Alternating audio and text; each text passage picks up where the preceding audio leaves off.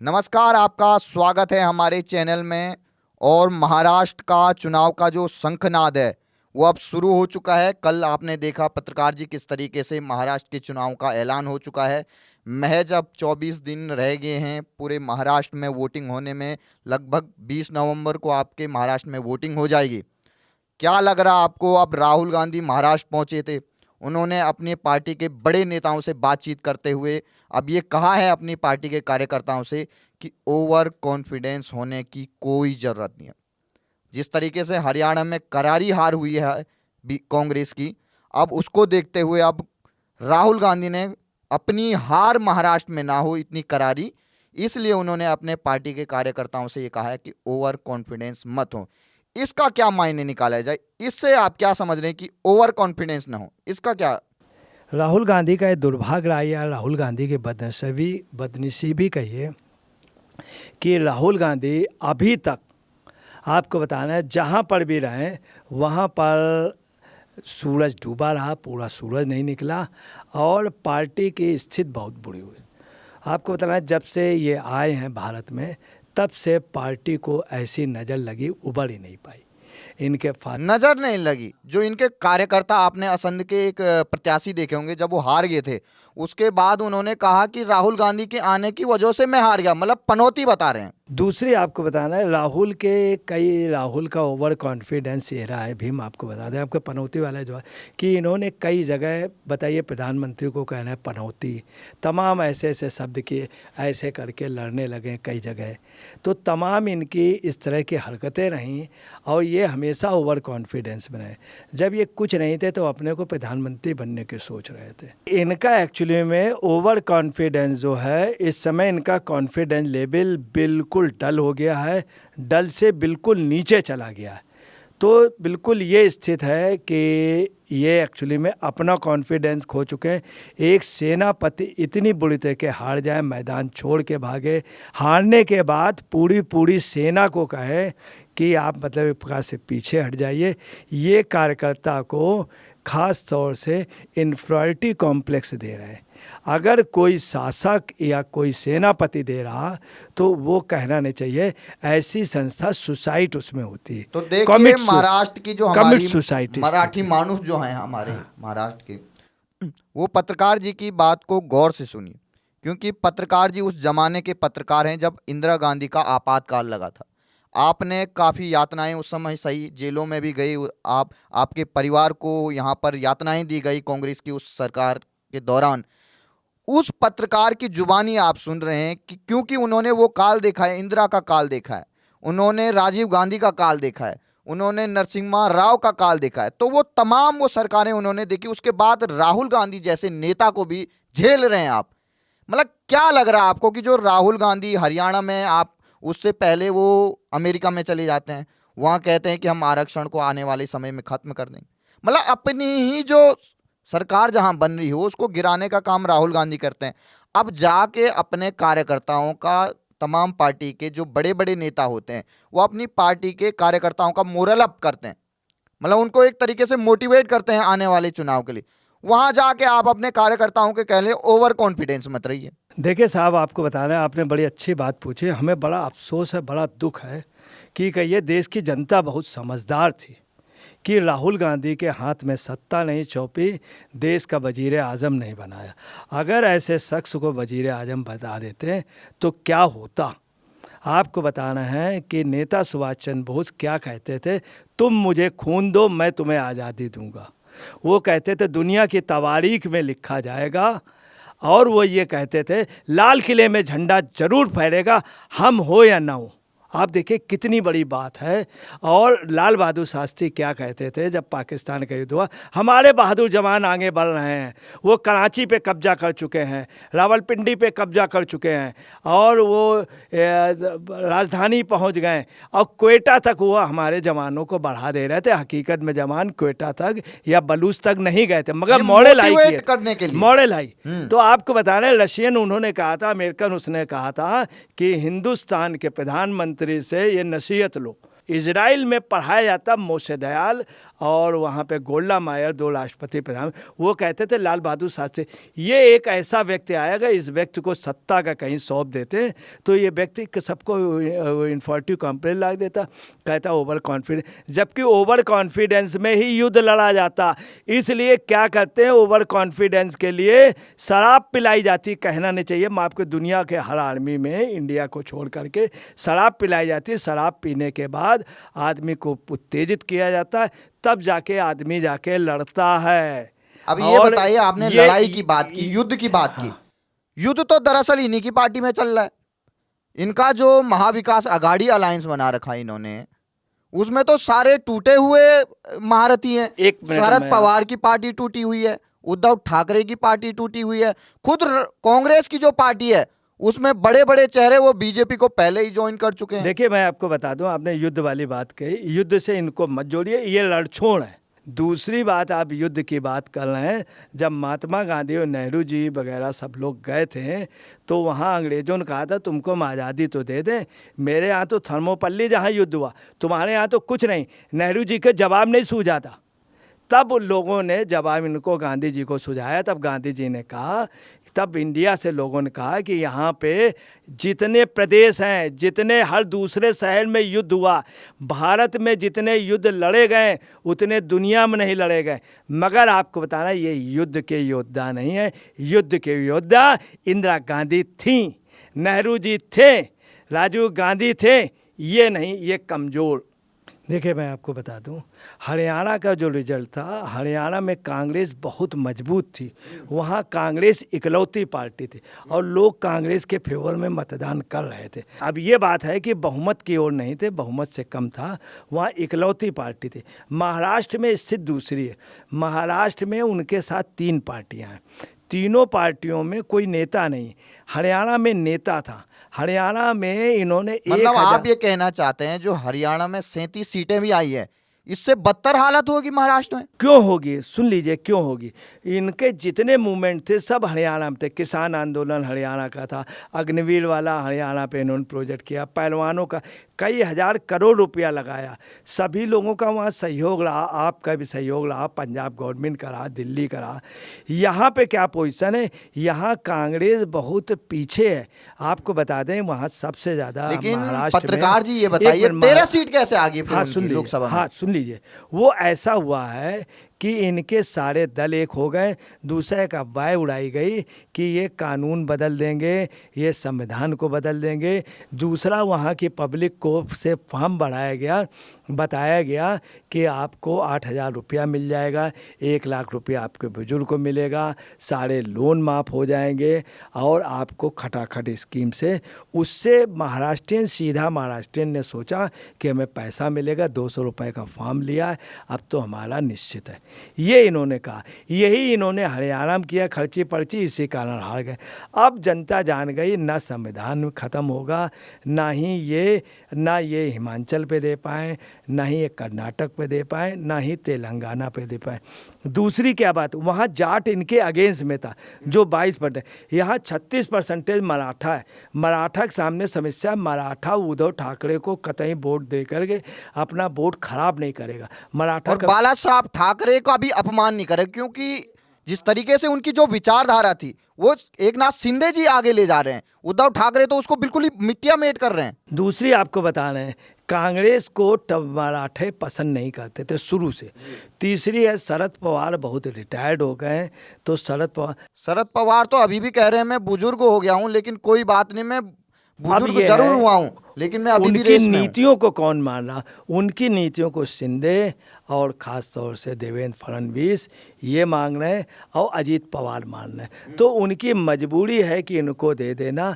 और दूसरी कभी भी मराठा अपने वोट 33% मराठा। दूसरा, मराठा का आंदोलन चला, मराठा ने अपने आंदोलन में देखा कि कुछ लोग हमको ईंटें पत्थर पेट्रोल बम ये सब चलाने लिए उत्तेजित कर रहे थे ताकि हम किसी तरह से हिंसा फैला दें। उन लोगों ने नहीं किया। वो लोग ये जान गए कि हमारे साथ ये लोग हमारी मांगें पूरी नहीं करेंगे, भाजपा ये गठबंधन कर सकता है। अब आइए वहाँ का सबसे बड़ा नेता कौन है। मैं आपको बता रहा हूँ, पहले बाल ठाकरे थे, अटल बिहारी वाजपेयी भी वहाँ सेकंड नंबर पे थे, इंदिरा गांधी भी सेकंड पे थी। अब आज की डेट में बाल ठाकरे ना होने पे नंबर 1 का लीडर जो है, आपको बताना तब से लेके अभी तक नंबर 1 का लीडर सिर्फ मोदी है। मोदी का क्रेज़ कुछ ज़्यादा ही है। दूसरा वहाँ का जो दलित है वो हरियाणा से खिसाया हुआ है, वो भाजपा में आ गया। धनकर जाट टोटल का उसमें। दूसरा बैकवर्ड जो है वहाँ का, वो खुल के भाजपा के साथ।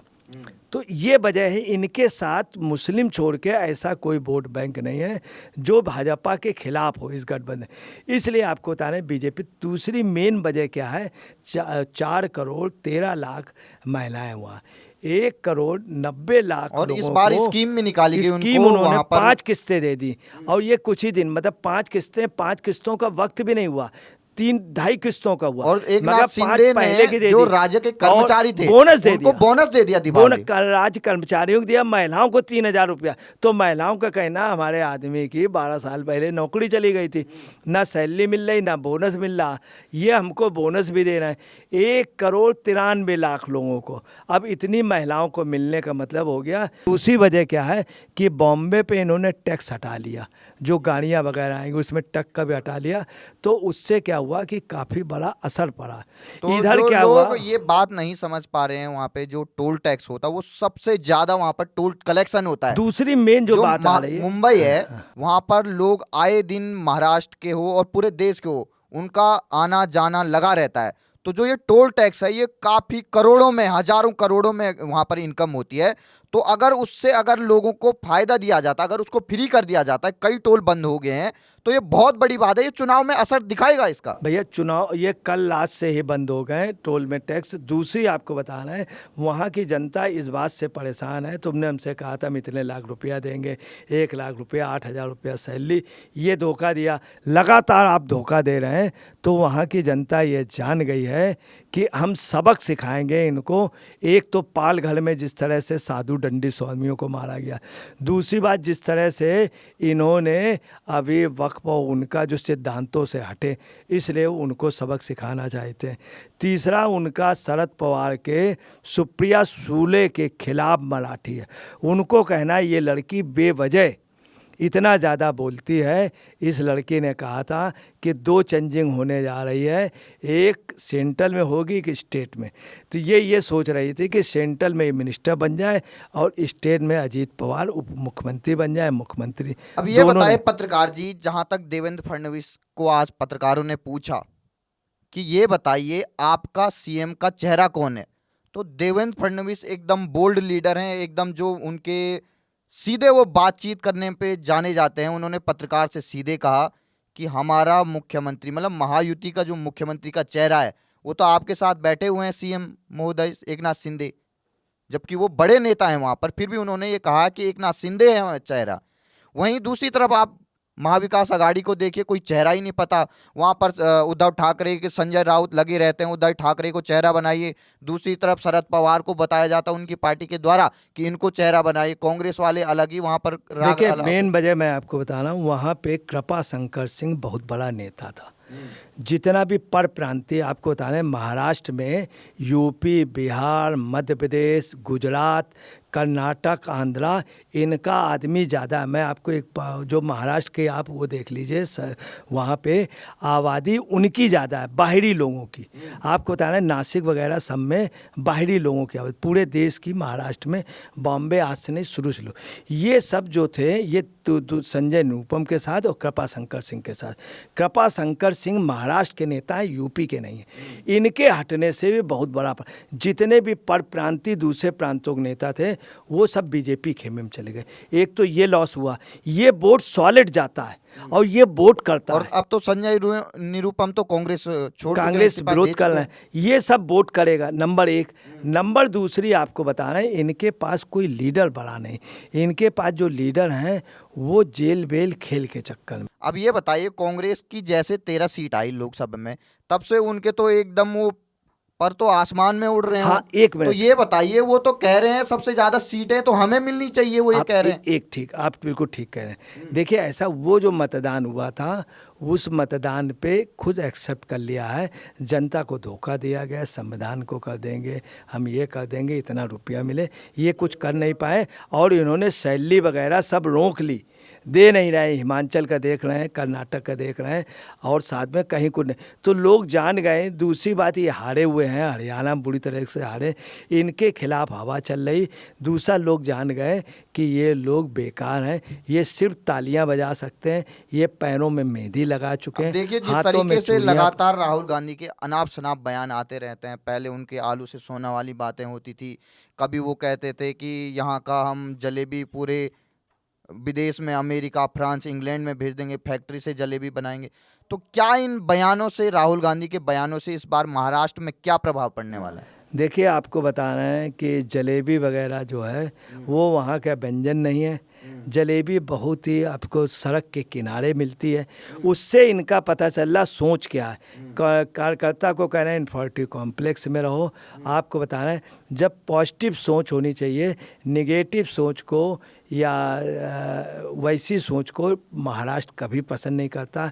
उनका साफ कहना है कि पॉजिटिव सोच को आप रखिए तो हम आपके साथ। तो आपका ये कहना है, दूसरी आपको बता दें, शिवाजी और सावरकर का जो अपमान किया है, जी जी जी, उन लोगों को इस बात का दुख है कि राहुल जी एक दिन आए, बोले मैं सावरकर नहीं हूँ, मैं माफी नहीं मांगूंगा। मैं माफ़ी नहीं मांगूंगा। ये बात जो कही है, महाराष्ट्र के लोगों ने तय कर लिया है कि मैंने तुम्हें लोकसभा छोड़ दिया था, इसलिए छोड़ दिया था, तुम 1 लाख रुपया देते, हमारे बच्चों को रोजगार देते, कर्ज माफ़ कर देते, मगर तुम किसी लायक नहीं हो, इस बार हम तुमको सबक सिखाएंगे। तो तुमने मतलब कहा मैं पत्रकार माफ जी, आपका ये कहना है कि जो महाराष्ट्र की जनता है वो इस बार ठान के बैठी है कि जो राहुल गांधी की जो ये कुंडली बना के रखे हैं, एक ग्रुप बना के रखा हुआ है महाविकास अघाड़ी के नाम पे, इसको अब सबक सिखाने जा रही है महाराष्ट्र की जनता? निश्चित तौर पे जबरदस्त सबक सिखाने जा रही। महाराष्ट्र की जनता ने तय कर लिया है, इन्होंने जो कहा था मैं माफ़ी नहीं मांगूंगा सावरकर। दूसरी, शिवाजी का इन्होंने अपमान किया, शिवाजी के गीतों को, शिवाजी के नाम को कभी भी वहाँ के लोग, दिल्ली के लोगों ने, जो कांग्रेस की हुकूमत रही, हमेशा खिलाफत की। और टीपू सुल्तान को इन्होंने बढ़ाया। टीपू सुल्तान की वजह से इनके सब लोग इनसे नाराज़ हैं। शिवाजी के इसलिए पूरे देश में, पूरे दुनिया में शिवाजी की ख़ास तौर से जल नीति पढ़ाई जाती, सबसे बड़ी और जब से आपको ये पता होगा कि जब शिवाजी की वो मूर्ति का अनावरण जो प्रधानमंत्री ने किया था, वो जब गिर गई थी, उसके बाद प्रधानमंत्री ने खुद आगे आके महाराष्ट्र के मराठी लोगों से माफ़ी मांगी थी कि जिस तरीके से शिवाजी का अपमान हुआ है उसके लिए उन्होंने सर झुका के माफ़ी मांगी थी।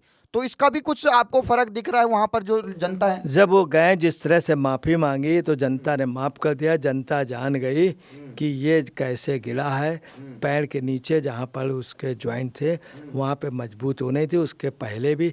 और ये उनकी गलती नहीं है, ये विभाग की गलती थी। उसमें ये भी साजिश का अनुमान लोग लगा रहे हैं कि विपक्षी दल ने शायद गिरवा दिया हो। अब ये बताइए पत्रकार जी, क्या लग रहा है आपको, महाराष्ट्र में 288 सीटें हैं।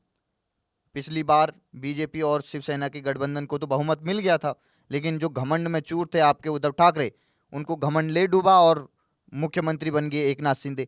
इस बार का क्या लग रहा आंकलन आपको? मतलब एक तरीके से तमाम जो पार्टियां वो बिखरी हुई हैं, टूटी हुई हैं, तो आंकड़ा क्या लग रहा? 288 में से 145 का मैजिक, एक तरीके से मैजिक नंबर है, आपको क्या लग रहा? मैं आपको क्लियर कर दे रहा हूँ इसमें क्या होगा। ऐसा है कि 110 सीटें कांग्रेस मांग रही है, और ये जो है शिवसेना को जो है 90 सीटें दे रहे हैं, 90 से 100 के बीच में।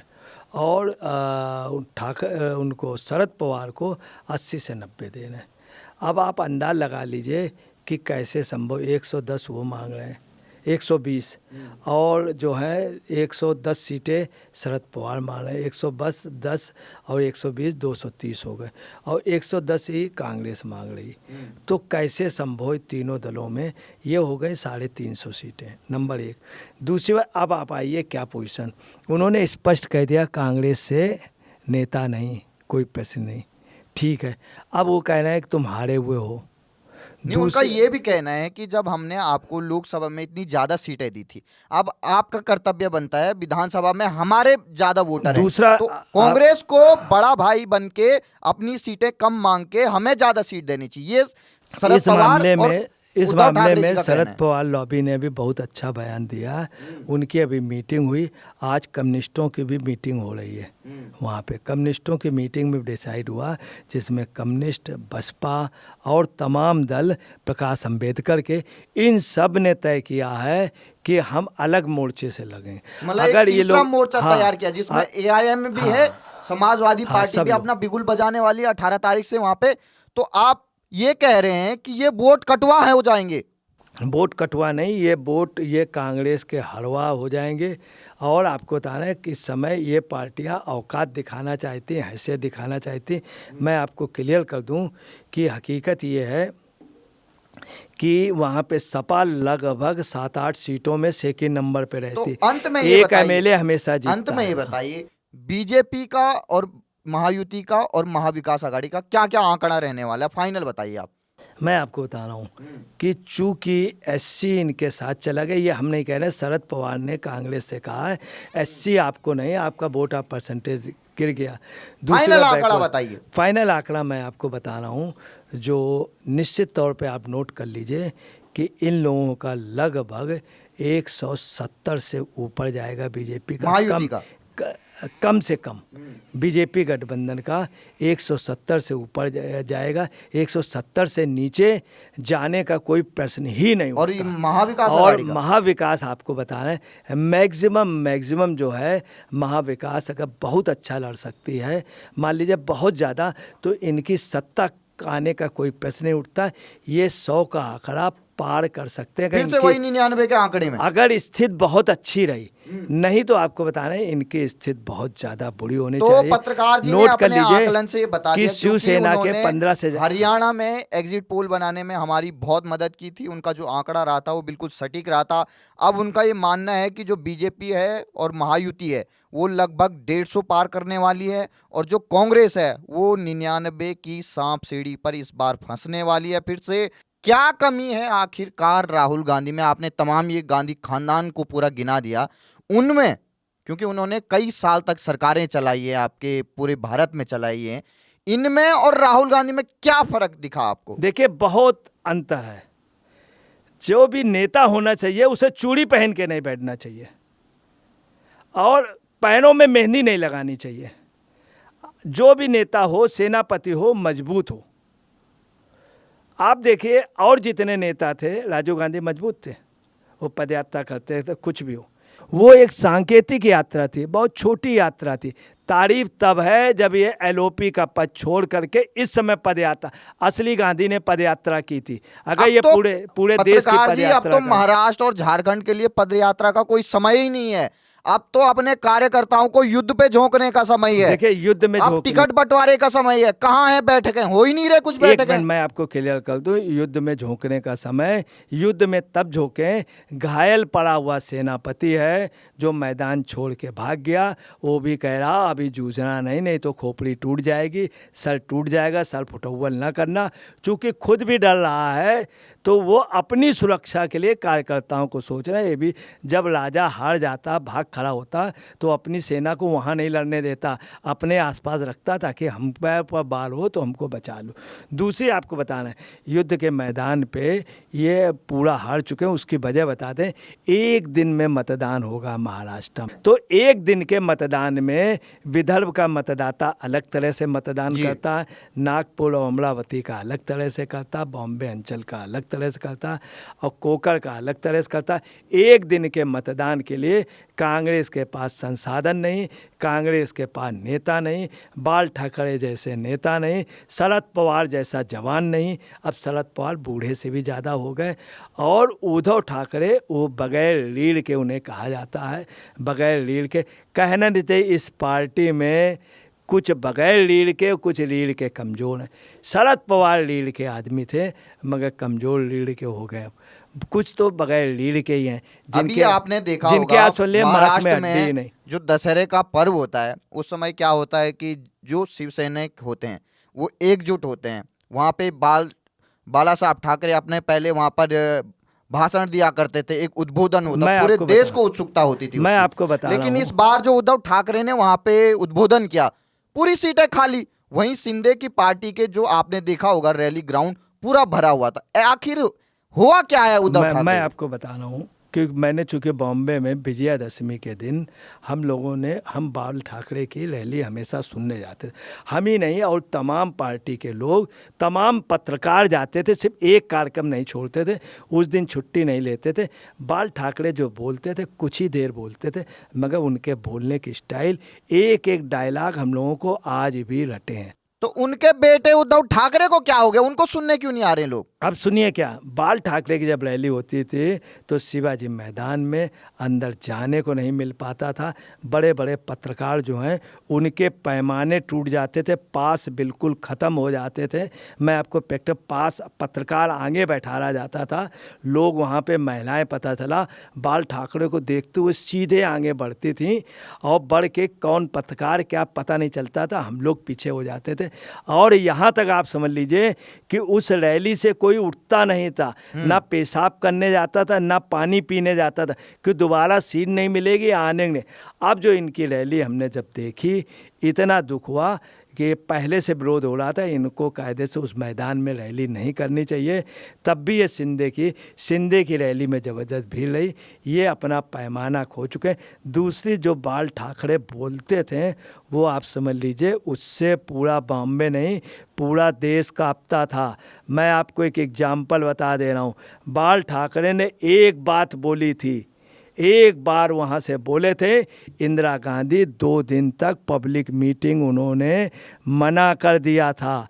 1.5 महीने तक महाराष्ट्र नहीं आई थी, 1.5 महीने तक। आप समझ लीजिए बहुत बड़ी टीम इंडिया और एक कंट्री की आई। बाल ठाकरे ने कह दिया, जब फोर्स आर्मी लगाई गई, बाल ठाकरे के कुछ लोग जा कर के उन्होंने पूरी पिची खोद डाली।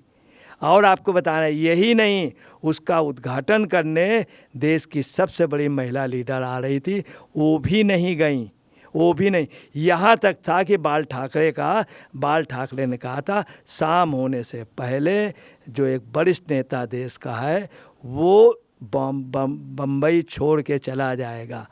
बम्बई ही नहीं, महाराष्ट्र के बॉर्डर पे उनकी अमरावती में और सोमवार पेट में मीटिंग थी जो वहाँ भी संबोधित नहीं किया। अब मुझे ये बताइए पत्रकार जी, आपने तमाम बाला साहब ठाकरे की बात की है। हमारे जो दर्शक हैं, जो शिवसैनिक हैं, जो सुन रहे होंगे वहाँ पे महाराष्ट्र के लोग, उनको तो बाला साहब ठाकरे बिल्कुल पूरी तरीके से याद है। जो नई पीढ़ी है उनको भले ना याद हो, लेकिन जो पुरानी पीढ़ी है उनको पूरी तरीके से पता है कि बाला साहब ठाकरे का क्या रुतबा हुआ करता था महाराष्ट्र में। अब ये बताइए, चुनाव अब एकदम सर पे है, अब ये बताइए उनके जो बेटे हैं उद्धव ठाकरे, आज वो कांग्रेस की गोद में जाके बैठे हैं, वहाँ चरण वंदना कर रहे हैं, हमेशा 10 अकबर रोड को नमस्कार करते हैं वो सुबह सुबह। उनके बेटे भी वैसे ही हैं, जिस तरीके से राहुल गांधी की एक तरीके से गुण मैच करते हैं दोनों के।